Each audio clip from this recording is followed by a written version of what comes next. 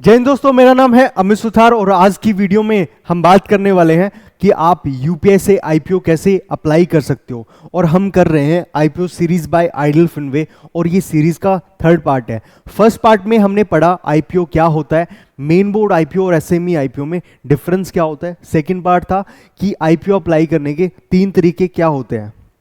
और इस वीडियो में हम बात करेंगे कि एक आईपीओ अप्लाई करने का एक तरीका क्या होता है और क्या कॉमन मिस्टेक्स है जिसकी वजह से आपको अलॉटमेंट नहीं मिल रहा, ताकि आपके अलॉटमेंट के चांस बढ़ जाए और कि किस टाइमिंग हमें आईपीओ अप्लाई करना चाहिए। इस वीडियो को एंडिंग तक जरूर देखना, चाहे आप बिगनर इन्वेस्टर हो चाहे आप प्रो ट्रेडर हो। इस सीरीज़ को फॉलो करना, बहुत कुछ सीखने को मिलने वाला है, ठीक है। और आज हम बात करेंगे आप यूपीआई से आईपीओ कैसे अप्लाई कर सकते हैं। बेसिकली 3 तरीके होते हैं, या तो आप यूपीआई से आईपीओ अप्लाई कर सकते हो या फिर नेट बैंकिंग या ऑफलाइन एप्लीकेशन। लेकिन आज इस वीडियो में हम सिर्फ कवर करेंगे कि आप यूपीआई से कैसे अप्लाई कर सकते हो। हर एक एप्लीकेशन की अपनी यूपीआई होती है, हर एक बैंक की अपनी यूपीआई होती है। और एक बहुत कॉमन सवाल आता है, अगर आप बिगनर हो तो यूपीआई से कैसे आईपीओ अप्लाई कर सकते हो। सबसे पहला स्टेप, आपका एक डीमेट अकाउंट होना चाहिए और हर एक डीमेट अकाउंट में आईपीओ सेक्शन होता है, वहां आप यूपीआई से आईपीओ अप्लाई कर सकते हो। वहां पर आपको अपनी यूपीआई आईडी डालनी है जिस पर्टिकुलर आईपीओ में रिक्वेस्ट करना है, और आपकी यूपीआई वेरीफाई हो जाएगी और एक मैंडेट रिक्वेस्ट जाएगा। और एग्जांपल के लिए मैंने फ़ोन पे का जो ऑटो मैंडेट होता है वो कंसीडर किया है। और जब भी आप मैंडेट के लिए रिक्वेस्ट करोगे तो नोटिफिकेशन आइकन पर आपका जो ऑटो मैंडेट है वो पॉपअप होता है, और उस पर क्लिक करोगे तो आपके पास 2 ऑप्शन होता है कि ऑटो मैंडेट को एक्सेप्ट करना है या डिक्लाइन करना है। जब आप एक्सेप्ट करोगे तो आपका ऑटो मैंडेट अप्रूव हो जाएगा और अलॉटमेंट पर आपका पेमेंट डिडक्ट हो जाएगा और बदले में आपको शेयर्स क्रेडिट हो जाएंगे, ठीक है। और जब आपने मैंडेट को अप्रूव कर दिया, 2 ही ऑप्शन आते हैं, या तो आपको अलॉटमेंट मिलेगा या अलॉटमेंट नहीं मिलेगा। अगर आपको अलॉटमेंट मिला तो जो पैसा जो ऑटो पे का रिक्वेस्ट किया था और जो पैसा डिडक्ट हो जाएगा और बदले में आपको शेयर्स क्रेडिट हो जाएंगे आपके डीमेट अकाउंट में। लेकिन अगर आपको अलॉटमेंट नहीं मिला तो आपका पैसा अनब्लॉक हो जाएगा। बट बहुत सारी सिचुएशन ऐसी आती है कि आपका पैसा अनब्लॉक नहीं होता। उस सिचुएशन में हमें क्या करना है, इस वीडियो के एंडिंग तक आपको सॉल्यूशन मिल जाएगा कि जब भी आपका पैसा अनब्लॉक ना हो तो आपको क्या करना है, ठीक है। एक बहुत कॉमन क्वेश्चन आता है कि एक यूपीआई से हम कितने अमाउंट तक मैंडेट को अप्रूव कर सकते हैं। एक नॉर्मल यूपीआई रेगुलर लिमिट कितनी होती है, 1 लाख तक की ट्रांजैक्शन कर सकते हो। लेकिन आप ना यूपीआई आईपीओ के रिगार्डिंग यूपीआई में 5 लाख तक का मैंडेट अप्रूव कर सकते हो। पहले ये लिमिट 2 लाख रुपए हुआ करती थी, लेकिन सेबी ने इस अमाउंट को इंक्रीज करके 5 लाख तक एक्सटेंड कर दिया गया। अगर आप स्मॉल एचएनआई यानी नॉन इंस्टीट्यूशनल कैटेगरी के अंदर 5 लाख तक यूपीआई से अप्लाई कर सकते हो। 5 लाख से ज़्यादा आपको नेट बैंकिंग यानी असबा सर्विसेज की फैसिलिटी लेनी पड़ेगी, लेकिन 5 लाख तक आप यूपीआई से आईपीओ अप्लाई कर सकते हो, ठीक है। और एक बहुत कॉमन क्वेश्चन आता है, क्या मैं एक सिंगल यूपीआई से मल्टीपल डीमेट्स में आईपीओ अप्लाई कर सकता हूँ। फॉर एग्जांपल मिस्टर अमित की एक यूपीआई है, क्या मैं XYZ ABCD के डीमेट अकाउंट में सिंगल यूपीआई से आईपीओ अप्लाई कर सकता हूँ। बेसिकली इसे थर्ड पार्टी एप्लीकेशन कंसीडर किया जाता है बिकॉज यूपीआई एक पर्टिकुलर पर्सन की है लेकिन डीमेट अलग अलग पर्सन के हैं। और एक बहुत कॉमन क्वेश्चन आता है, क्या मैं सिंगल यूपीआई को 5 डीमेट अकाउंट में यूज़ कर सकता हूँ और मुझे सर अलॉटमेंट भी मिलता है। ये बहुत रेयर चांस होते हैं। नॉर्मली क्या होना चाहिए कि एक वैलिड एप्लीकेशन कब मानी जाती है, जिस पर्सन का बैंक अकाउंट है उसी का डीमेट अकाउंट होना चाहिए, उसी का बैंक अकाउंट होना चाहिए और उसी की ही यूपीआई होना चाहिए। सबसे वैलिड तरीका ये है और इसे हम फर्स्ट पार्टी एप्लीकेशन कहते हैं।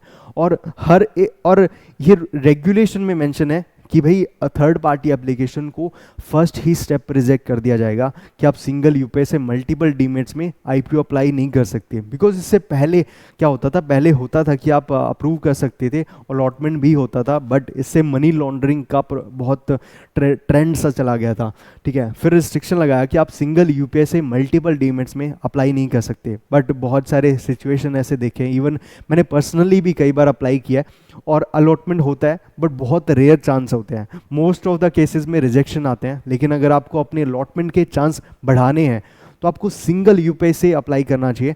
और अब मेजोरिटी ऑफ द जो बैंक्स हैं थर्ड पार्टी एप्लीकेशन को फर्स्ट ही स्टेप पर रिजेक्ट कर देते हैं।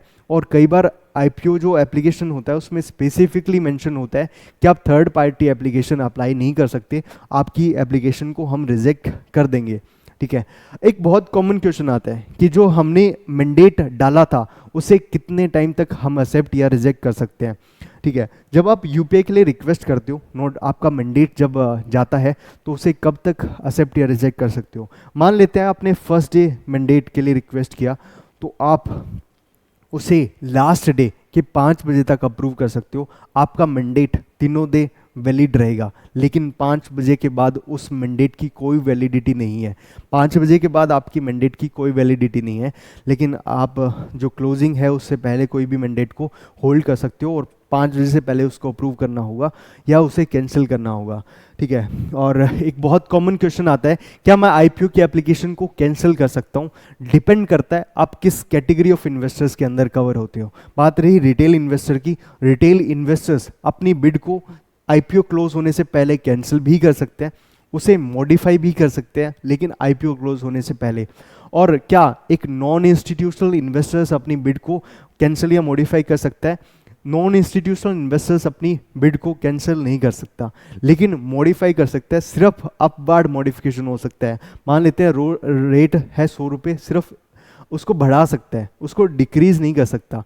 और क्वालिफाई इंस्टीट्यूशनल बायर नहीं ही अपनी बिड को कैंसिल कर सकते, नहीं उसे मॉडिफाई कर सकते।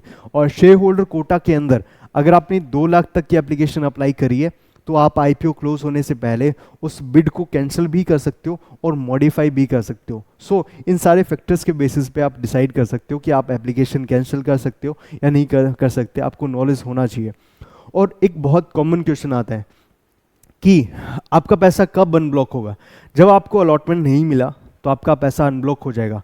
और बहुत सारी सिचुएशन ऐसी आती है जिस टाइम आपको अलॉटमेंट भी नहीं मिला और आपका पैसा भी अनब्लॉक नहीं हुआ, तो उस सिचुएशन में क्या सॉल्यूशन है? सबसे पहला सॉल्यूशन है आपको बैंक अकाउंट है ना, वहाँ की ब्रांच विजिट करनी है, एक रिटन एप्लीकेशन देनी है और आपका पैसा अनब्लॉक हो जाएगा। और एक सिचुएशन ये है कि आप कंप्लेन भी सबमिट नहीं करते तो कब तक वो मैंडेट कैंसिल हो जाएगा। एक यूपीआई मैंडेट की एप्लीकेशन मैंडेट की रिक्वेस्ट 12 दिन तक वैलिड होती है। 12 दिन के बाद वो रिक्वेस्ट ऑटोमेटिकली अनब्लॉक हो जाएगा, ऑटोमेटिकली रिवोक हो जाता है। ठीक है, तो मैक्स टू मैक्स 12 दिन के बाद ऑटोमेटिकली अनब्लॉक हो जाएगा। दूसरा सिचुएशन है जो रजिस्ट्रार है उसकी वेबसाइट पर जाना है और अपना अनब्लॉक स्टेटस चेक करना है। अगर पैसा अनब्लॉक नहीं हुआ तो आप उनको कंप्लेन सबमिट कर सकते हैं और मेल कर सकते हैं। और थर्ड सिचुएशन और सबसे लास्ट सिचुएशन कि आप सेबी के स्कॉट्स प्लेटफॉर्म यानी कंप्लेन रिड्रेसल प्लेटफॉर्म पर एक रिक्वेस्ट सबमिट कर सकते हैं, एक कंप्लेन सबमिट कर सकते हैं। और सेबी का एक इन्वेस्टर हेल्पलाइन नंबर है और ये ऑफिशियल नंबर है, सेबी की वेबसाइट से मैंने उठाया और यहाँ पेस्ट किया है।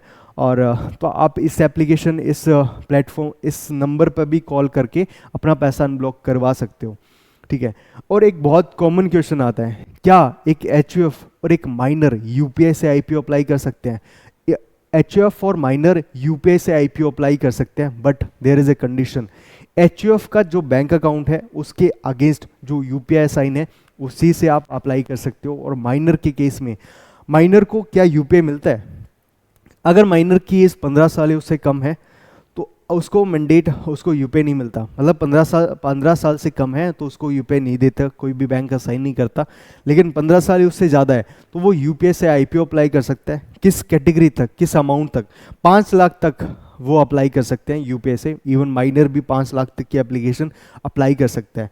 ठीक है, और एक बहुत कॉमन क्वेश्चन आता है कि सर हमें किस टाइमिंग में आईपीओ अप्लाई करना चाहिए ताकि मेरे अलॉटमेंट के चांस बढ़ जाए? नॉर्मल ट्रेडिंग आवर कितना होता है? 9:15 से 3:30 बजे, लेकिन आईपीओ का एक स्पेसिफिक टाइम होता है और उसी स्पेसिफिक टाइम में अगर आप आईपीओ के लिए अप्लाई करते हो तो आपका मैंडेट आता है, अदरवाइज आपका मैंडेट पेंडिंग रह जाता है और जिससे क्या होता है कि आपको आपकी एप्लीकेशन में भी रिजेक्ट हो जाए। तो आईपीओ अप्लाई करने का तरीका होता है कि आपको 10 बजे से 5 बजे on a working day apply करना है। अगर आपने 10 बजे से पहले अप्लाई किया या 5 बजे के बाद अप्लाई किया, आपका मैंडेट पेंडिंग रह जाएगा, जिससे आप क्या होता है आपकी एप्लीकेशन या तो कैंसिल हो सकती है या आपकी एप्लीकेशन को रिजेक्ट कर दिया जाएगा।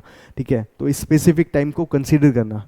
अगर आप इन सारे फैक्टर्स को कंसीडर करके आप आईपीओ अप्लाई करते हो, आपके अलॉटमेंट के चांस बढ़ जाएंगे, कैंसिल होने के चांस या रिजेक्शन के चांस कम हो जाएंगे, जिसके आपके अलॉटमेंट के चांस बढ़ सकते हैं। ठीक है, और इस स्पेसिफिक मेथड को अप्लाई करना और आपके अलॉटमेंट के चांस बढ़ जाएंगे। अब एक चीज़ कहना चाहता हूँ कि अगर आपको आईपीओ के लिए माइनर का डीमेट अकाउंट ओपन करना है या एचएफ का डीमेट अकाउंट ओपन करना है, तो आप दिए गए नंबर पे कांटेक्ट कर सकते हैं, व्हाट्सएप कर सकते हैं, फ़ोन कर सकते हैं। हमारी टीम आपको प्रॉपर सपोर्ट करेगी हर एक चीज़ में और हर एक डॉक्यूमेंटेशन में, हर एक स्टेप में। इवन इंडिविजुअल का डीमेट अकाउंट भी ओपन करना है तो आप हमारे व्हाट्सएप नंबर पे कांटेक्ट कर सकते हैं, हमारी टीम आपको प्रॉपर सपोर्ट करेगी। अगर आपका इस टाइप का वैल्यूएबल कंटेंट आपको पसंद है तो इस चैनल को लाइक कीजिए, शेयर कीजिए, सब्सक्राइब कीजिए। अगर आपका कोई ऐसा दोस्त है जो अपनी इन्वेस्टमेंट जर्नी स्टार्ट करना चाह रहा है या कोई बिगनर ट्रेडर है जिनको नॉलेज नहीं है, तो इस सीरीज़ को फॉलो करना और उसको शेयर करना बहुत बेनिफिशियल होने वाला है। Happy investing, thank you so much.